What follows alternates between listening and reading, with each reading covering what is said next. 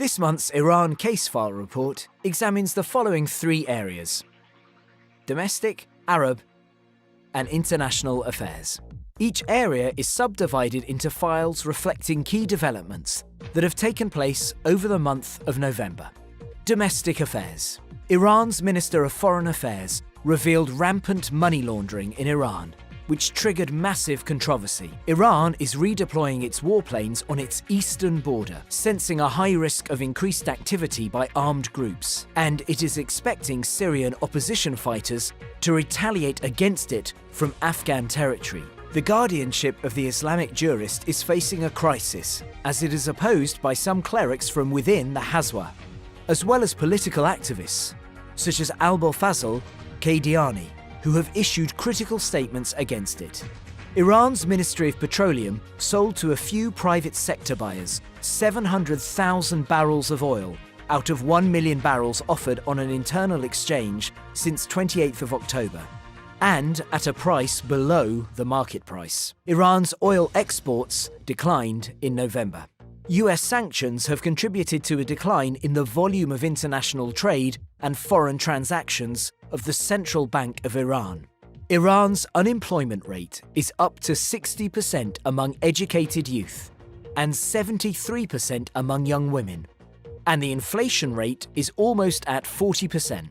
Iran's hardliners have continued to block Iran's entry into the Anti-Money Laundering Treaty to pressure the Europeans to create an alternative financial system with Tehran. Arab affairs. In Iraq, the Ministry of Foreign Affairs in Iraq refused the demands of the American embassy to demobilize and disarm Shiite militias. The Iraqi Prime Minister, Adil Abdul Mahdi, refused US unilateral sanctions against Iran. The Iraqi President, Barham Salih, visited Iran and Saudi Arabia to exchange views on matters of mutual interests. The Saudi Minister of Energy visited Baghdad to investigate the possible linkage of electrical grids between the two countries to cover Iraq's electricity needs. In Syria, the Israeli newspaper Jerusalem Post revealed that the Syrian regime is granting citizenship to Lebanese Hezbollah and IRGC fighters.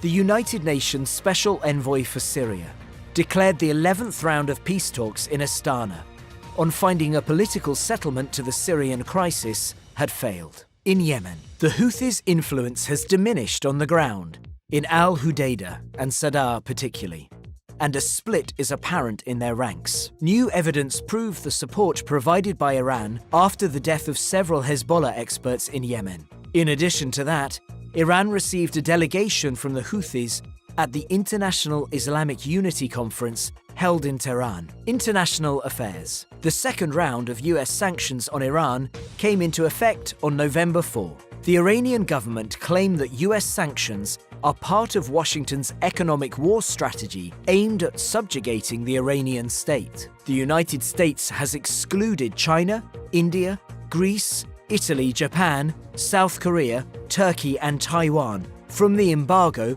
on the purchase of Iranian oil. China has rejected the second round of US sanctions on Iran and promised to stabilize oil purchases from Iran. US sanctions targeted 5 individuals linked to Hezbollah for their activities in favor of the Iranian government. The US National Security Advisor threatened Iran's government with more pressure and restrictions. US sanctions targeted an international network by which Iran, in cooperation with a number of Russian companies, provided support to the Assad regime, as well as to the Al-Quds forces, Hamas and Hezbollah. Europe failed to provide an alternative financial system to continue its transactions with Iran. Despite European promises to help Iran, President Hassan Rouhani admitted his country's economy is suffering from sanctions.